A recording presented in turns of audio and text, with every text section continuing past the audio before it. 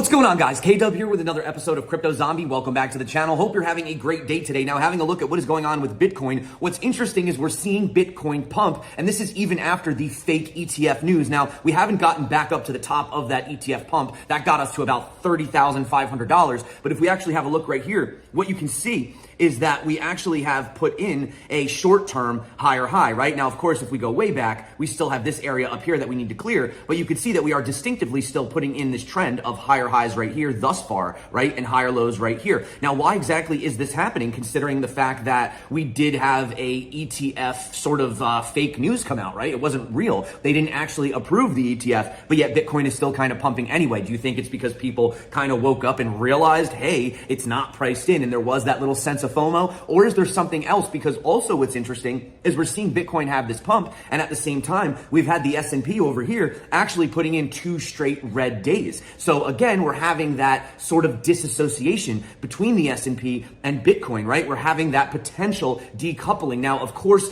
a lot could happen. Keep in mind, it is the end of the week, and there is something that we have been waiting for that we don't really have that full confirmation yet, of course. So, I want to celebrate just as much as anybody else. This is exciting to see this price action. But again, there's something very specific that we're waiting for, and I'm going to tell you exactly what that is. And of course, if this does happen, well, it could be absolute fireworks for Bitcoin. So I'm going to talk about all that today and also discuss the fact that there is sort of something that's happening next week that was a little bit unexpected over, in the US. And what does that mean for everybody? Well, we'll discuss the implications of that as well. So obviously this video is coming out at a different time. As you guys know, I'm not in the US right now. So turn on the bell notifications so you don't miss these updates. They could come out at different times. So let's dive in. Let's have a look a little bit right here. And again, if you're not subscribed, well, definitely consider it, guys, because it's getting pretty interesting. So if we have a look really quick before I get into everything, I did just want to point out the fact that just from a technical standpoint here, we had pointed out that we did have this buy signal over here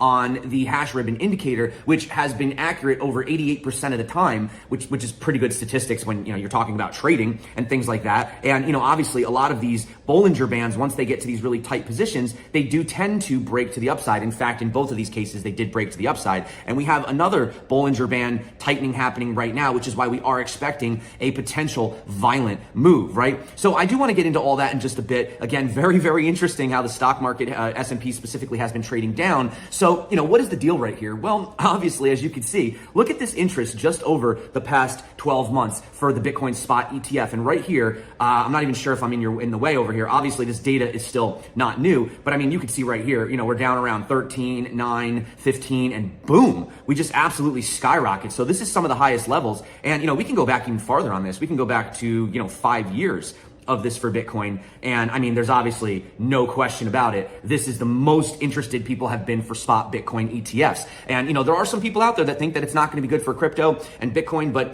we've gone over that a lot of times. But if we do hop in over here, one of the big things that came out was Gary Gensler. He had this interview and they were talking about not appealing last week, but they're reviewing multiple ETF products. And when approved, it will trade on the stock exchanges. So just watch this clip right now, and I think you're going to understand why people are starting to get that FOMO. But is it still ongoing since you didn't appeal? We didn't appeal last Friday. I think that's accurate. So you could still in the future in another form. But what we have in front of us, just so that the viewing public understands, we have not one, but multiple, I think it's 8 or 10 filings that the staff and ultimately the commission is considering for what's called exchange-traded products, for Bitcoin to be in a security. So the Bitcoin would be held, and then there would be something called an exchange-traded product, and that would trade on various stock exchanges. And those filings are in front of us. I can't prejudge any one of them, but there's 8 or 10 that we're looking at. Well, there is a large number, and there is kind of a narrative in this market, and I wonder if you could put it to rest, that someone's going to get to go first. Is that likely to happen, or is it likely to be a group approval? If you're going to have one, a bunch of products could be approved at the same time. Again, I'm not going to prejudge. The staff's doing work on those multiple filings. So also you can see that there was this Bitcoin hitting 30,000 amid spot ETF amendments from BlackRock and Fidelity. So what this is really showing people is essentially that they're working with them this time, right? You know, the SEC was so quick to just deny, reject, and now, you know, they're actually in talks. They're figuring out ways to make this work, and this is the most positive bullish sentiment that we've seen in a while. You can actually see right here, this was according to JP Morgan, that the SEC is likely going to approve multiple spot Bitcoin ETFs soon, given that it didn't appeal the recent ruling. And they say the timing of the ETF approval remains unclear, but should happen within months and most likely be before January 10th of next year, which is the final deadline of ARK Invest and 21 Shares applications. This is the earliest among the various final deadlines faced by the SEC across spot Bitcoin ETF applications. And, you know, just to kind of point this out here, like Ki Young Ju pointed out over at CryptoQuant, you know, Bitcoin spot ETFs could increase the market cap by 1 trillion, which is insane. But if 150 billion in fresh capital enters the Bitcoin market, it could increase the market cap by 450 billion to 900 billion, basically doubling the price of Bitcoin. And I'm telling you, these moves can happen very fast. That's the thing. People get bored, they get complacent, they stop paying attention, and then all of a sudden you just get these unbelievable, just not catastrophic, actually, well, catastrophic if you're a bear, right? But monumental moves, insane God candles, they call them, to the upside, right? And again, a lot of people, they think that, oh, if the institutions were going to come in, or if these, you know, old school investors were going to come in, they would have already came in. Well, I can just point out to this right here, this interview over in Kitco News with Larry Lepard, which, by the way, stick around, we're going to get back to Larry in just a bit. But, you know, he's been around the game for a long time. He's been a gold bug for a long time. And even he explains the fact that there are people that simply just do not trust the instruments that are available right now. And as crazy as it sounds to us, because we've been in crypto for how many years, but these people are waiting for this type of an approval. And as you know, and as you and I have discussed, I believe Bitcoin is the faster horse and a better long-term hold, but it's not for everybody because not everybody can tolerate the volatility. I mean, I have clients in their 70s, 80s, and 90s, and they don't want to have 70% drawdowns. And therefore, I manage a fund that's both gold and silver and Bitcoin.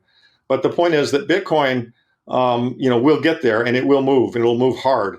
As you also know, I'm sure you'll point out that, you know, the ETF approval is a really big deal. I mean, notice how much it bounced just on the rumor. I mean, the ETF approval will bring a lot of money into Bitcoin. And Michael Saylor does an excellent job of making the point that it's very rare that you see an opportunity like this where you know there's a lot of money that's going to come buy an asset, but it can't buy it today because, in fact, I was just talking to a very, very wealthy individual earlier today.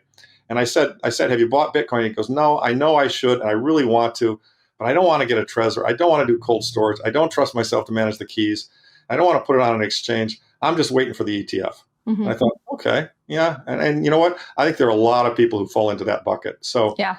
So that's where kind of Bitcoin is. Another thing that actually was pretty positive for the space was that the SEC versus Ripple lawsuit has been dropped. Like Altcoin Daily had pointed out, major win for the XRP army. In a landmark SEC surrender, Ripple CEO Brad Garlinghouse and Executive Chairman Chris Larson are cleared of all baseless allegations. Now, of course, there's always got to be somebody that has the conspiracy or the negativity. For example, Catherine Kirkpatrick says maybe the SEC has voluntarily dismissed the case against Ripple senior execs. This means that they can proceed to appeal the Ripple decision much sooner. Otherwise, they would have to wait until the conclusion of the trial in the late spring. So, I mean, is this the situation, or is it just, it's just kind of hard to digest the good news, right? I mean, people have just been really just beat down. You know, a lot of people bought during the all-time high and, you know, they're just freaked out. And it's like the same way, like when you get overly bullish, you get really, really, really bullish. Everybody's calling for 100K, 150K. You can't believe it when the price starts to fall. And the same way, when price starts to get super bearish, people can't believe it's bullish. And I got to tell you, man, I don't want to name any names, but man, there are some people out there that I know personally that have channels that like are influencers, whatever you want to call them, that are just still so bearish right now. And my mind is blown. I just don't know what to say. I mean, literally from 15,005 all the way up to 30, still bearish, still bearish. I don't understand it. I just don't get it. I don't get it. I don't know. Tell me why. Tell me why. I don't know. But, you know, getting back here again, you can see that we have had this breakout. Now, of course, you know, anything could happen by the end of today. This is on the 4 hour. So, you know, when you do have these types of breakouts, it's very common to see them come down and retrace. And people call them, oh, it's a failed breakout. It's not a failed breakout. You're having the retest. So, you know, if Bitcoin wanted to fall down here, you know, on the daily, even down a little below 29,000, maybe to 28,900, 28,800, that would be perfectly fine. But remember, as we had pointed out, Bitcoin essentially was putting in this small 4 hour flag, right? And, you know, okay, even though technically you want to see, you know, some people would basically say, for example, when you have a flag like this, it's more bullish, but of course, these are all just percentages, right? I mean, nothing is going to be 100%, but when we had the bullish news, we had this wick, we had the price action, it could only be assumed based on what we were seeing. And of course, you should never make assumptions when trading, but sometimes you just have to kind of just be realistic and just kind of think about what you're seeing here. And you're seeing the momentum, you're seeing the volume, and right here, look at this. I mean, yeah, we had a little bit of a dip below this, but right here was an excellent opportunity for a play. And before I continue with this, I just want to say one thing. I know a lot of people, they like to play the breakouts, right? I don't like to play the breakouts because as you can see right here, fake out, fake out, fake out, right? Massive fake out, right? So really what you want to do is once we were down below this basis, that was really the area that I had been saying if you wanted to start putting in a long, or, that really would be the area because it's a safer play. You really don't want a long resistance and short support. I know some people do that. I don't trade like that. For me, it's too risky. And also I have a lot of people that watch my channel and I don't want to suggest you do something that is a very risky play. That's not me. I don't want to do that to you guys. But yeah, I mean, obviously, so right now, if you didn't get into it, what would you be waiting for? Well, could we just continue blasting off? Of course, yeah. But realistically, you'd wait for a retest of this area, right in here, which again would be around 28,800 to 900, right? And if you want, you could put your stop loss below 28, right? That would sort of be the play. Again, guys, if you do want to learn how to trade, make sure that you check out the tutorial above. And, a lot of people, they don't really know where to trade. So there's a few options. Obviously, Apex Pro is completely decentralized. It's totally non-KYC. There is absolutely no limit to deposits and withdrawals, and the fees are incredibly low. Like I'm talking literally pennies, like 30, 40 cents to trade on Apex. So if you guys do want to check that out below, and then also if you don't feel comfortable using that, then obviously CoinCatch is a more modern centralized exchange. If you guys want, they do have 100,000 daily withdrawal, and there is no KYC as of right now. But obviously, I can't tell you guys what to do, but take that with a grain of salt, whatever you guys want to do. I do have those bonuses below and all the free tutorials. But let's getting back to this, I don't want to get too off topic. Just there's a lot of people asking me where can they trade because again, a lot of exchanges have not been too friendly. But over here, what we can see is that we do have this 200 daily, and we did have this 100, and the 100 was the area where, remember I said we were kind of bouncing around in here again, right? And what we did was we're actually using this now as support. But look at this. Look at this. Isn't this amazing? Isn't this crazy how the charts work, guys? Look at where we're having this issue, right? What are we doing? We're testing the top of this parallel channel, right? So it wouldn't be insane, again, to have that cool off, to come back here. And wow, look at where that brings us. 28,800, 28,900 area, right? So again, I'm not saying we're going to go down there, but again, the likelihood on these types of moves is to, you move up, and then you have a little bit of a retest, and then you move up and you have a little bit of a retest, right? I don't think we're officially in the parabolic phase just yet, but again, like we were saying with this EMA ribbon, going back, this EMA ribbon has historically been an amazing indication of whether or not Bitcoin is in a bullish or a bearish trend, and we have never seen this ever in the history of Bitcoin ever have a flip to the upside and then have a fake out flip to the downside. We've never seen that happen. Now, I'm not saying there couldn't be a first, but we were kind of a little bit suspicious about this, right? And as everyone was starting to get scared, what happened? We put in this candle right here. We closed above the 89. Again, look, here's the retest, right? Here's where you retest because nothing goes up in a straight line, and boom. Now we are right here, back again, back holding above this again. And and talking about these parallel channels as well, you can see over here on the CME, if I zoom in right here, again, look at where we're having that bit of rejection, right? This chart is a little less clean because it's futures and it doesn't trade on weekends and it doesn't trade all day. So that's why this chart is a little more sloppy looking than the rest. But I mean, you kind of get the general idea, trending upwards, right? Putting in higher highs, putting in higher lows, right? We were at the bottom of the heart line here. We're at the top of the heart line here, right? And, eventually we'll probably end up breaking back into that. Now, I'm not calling for immediate, super pump to the top. Right? If we have a look right here, what we tend to see after these bear markets is we have this sort of accumulation, this slow grind up, and we sort of just dance around the 111 DMA, right? You can see right here, this is actually the Pi cycle indicator. You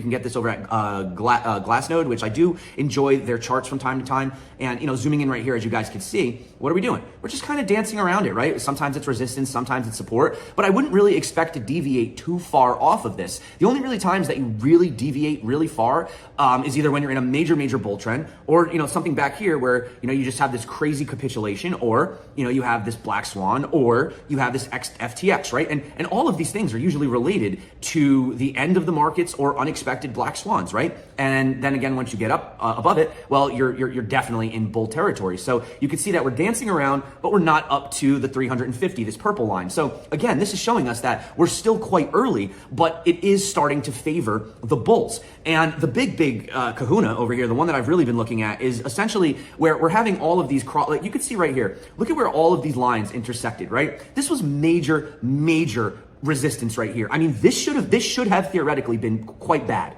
for Bitcoin, right? When you have all these moving averages all here acting as your resistance. And what happened? As soon as we hit it, look at this, Bitcoin freaked everybody out. Bitcoin fell 23%. Now I know on this chart it doesn't look like much, but obviously when it was happening, it was a lot to fall 23%. And look at that, guys. We never went back below these range lows. And now we're sitting above all of them, and we're sitting above this major downwards parallel channel. And this is a parallel channel that you can argue that started its formation all the way back in January of 2021. So I mean, just kind of just seeing how much that is.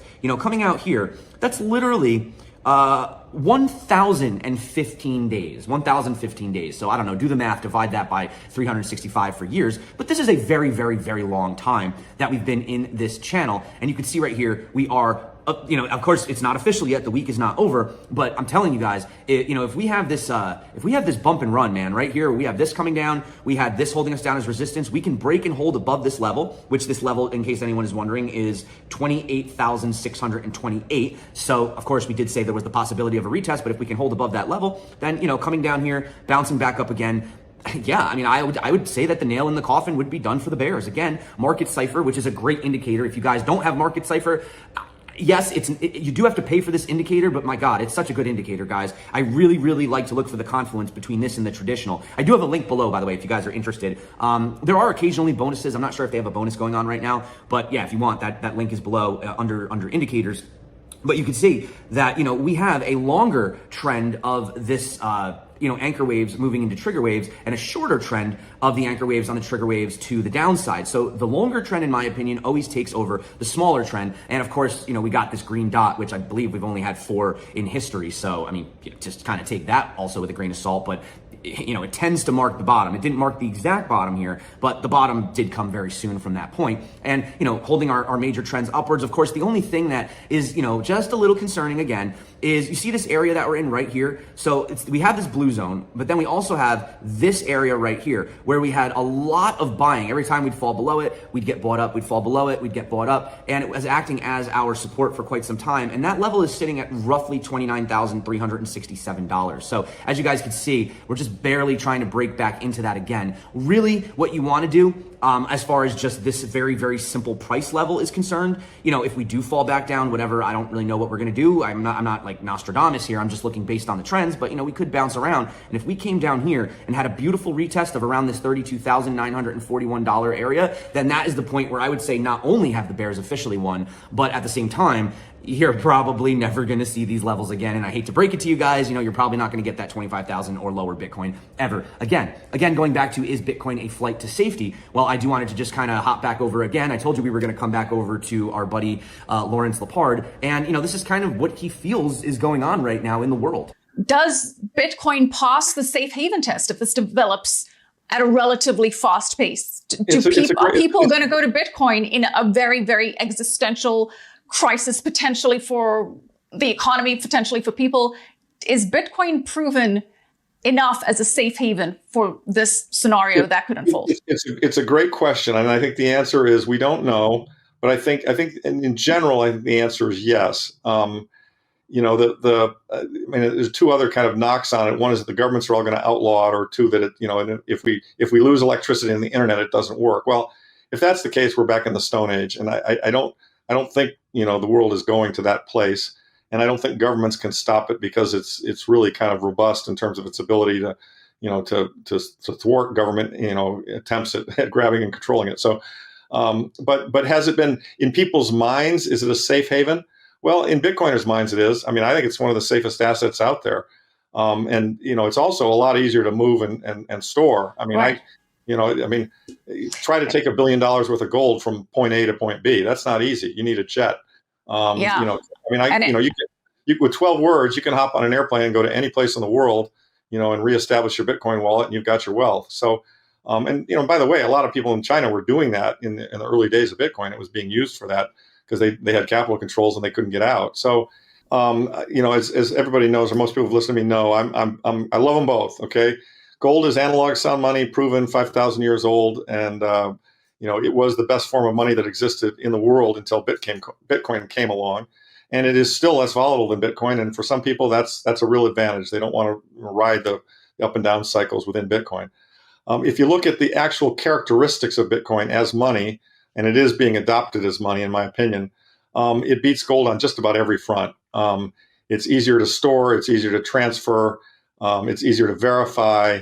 It's more easy. It's easier to divide, etc. And so I think when the people who set up the Bitcoin network, and I do think Satoshi was a group of people who then decided to go silent.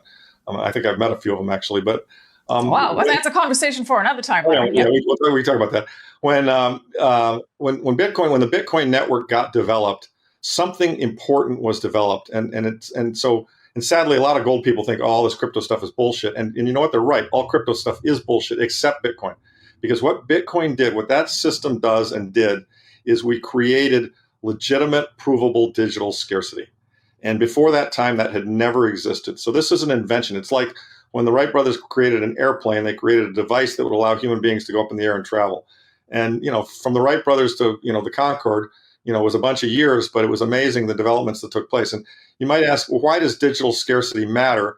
Digital scarcity matters because the most important characteristic of sound money is that it's scarce. And until Bitcoin came along, gold was the element in the universe that was most scarce. The supply only grew at 1.5% a year. It was verifiable. I mean, admittedly, you had to sometimes X-ray it so that it didn't have tungsten inside it and had problems in verifying its purity. But suffice it to say, there was no other element like gold, and that's why 6,000 years of evolution, it became kind of the preeminent form of money. Bitcoin, in my opinion, is really just digital gold with better characteristics. So the thing that could kind of throw a little bit of a wrench in the gears is, of course, this unexpected hearing on cryptocurrencies, which is going to be held by the House of Representatives next week. Now, without going into detail, because I don't really want to say certain words on this channel, but we know there's a lot of global conflict going on, and we know that these guys like to say that, they use cryptocurrencies to fund things, okay? I think you know what I'm talking about. So they're having this hearing to discuss that. Again, is this just going to be another reason for Elizabeth Warren and her anti-Bitcoin army to step in and say, see, I told you, all they're doing is using it for illegal activities? But I mean, come on. We know that the majority of illegal activities are done using fiat. That's not something that is new to anybody. And again, this is like what I always like to say, it's a tool, right? Bitcoin, blockchain, right? It's a tool, okay? A knife is a tool, right? You can use it to cut your steak. You can use it to, cut some rope, or you can use it to do something else, right? You could say the same thing for a hammer. You could say the same thing for a shovel, right? It's just a tool, and it's how you use it. So should we ban shovels because one time, somebody used it as a weapon? You know what I'm trying to say here? So again, I understand where they're coming from. I'm hoping that next week this doesn't turn out to be something that does affect crypto in a negative limelight. But again, you know how it goes with these guys. Sometimes they'll just use any excuse to continue pushing the anti-crypto narrative. So ultimately, that is it for me. Again, it is exciting to see this, and it's not impossible to see some kind of a correction. Could we continue? Of course, but I'm not, again, nothing moves up in a straight line. So, but again, it is favoring the bulls right now. It is favoring the bulls. I mean, now you got to push us. I mean, we have to go below the 25,300 Terra Luna crash wick level now, which is, that's quite a fall from this level. So, I mean, just keeping our eyes on it. But ultimately, guys, that is it for me. Thank you so much for coming back to the channel. You guys rock. You're the reason that I make these videos. Again, I know this video came out a little bit earlier than usual. So, get subscribed, turn on that bell notification. I'm even thinking I'm kind of got a lot of free time out here while I'm waiting on some of these business things. Who knows? I may even start uploading multiple videos. Who knows, guys? So, really great seeing you. Hope you're having a great week. Lots of exciting things ahead. Now is not the time to be scared. Now is not the time to be freaking out. And yeah, that's all I got for you guys. So thank you so much for coming back. You are awesome. You are the best. You're the greatest person ever. And I hope you guys have a wonderful start to your weekend. Remember, if you do want to learn how to trade, we have these tutorials that are popping up right here, right now. All of those bonuses are below. And again, there's the decentralized Apex. Literally totally decentralized. If you're comfortable using that, it's all USDC. And then there's also CoinCatch and Femex is pretty good too. They're really good. They still have a really good amount. I think it's 50,000 a day if you want to withdraw it. So that's it for me, guys. Thank you so much for coming back to the channel. You guys rock. Again, I'll see you next time. And of course, peace out.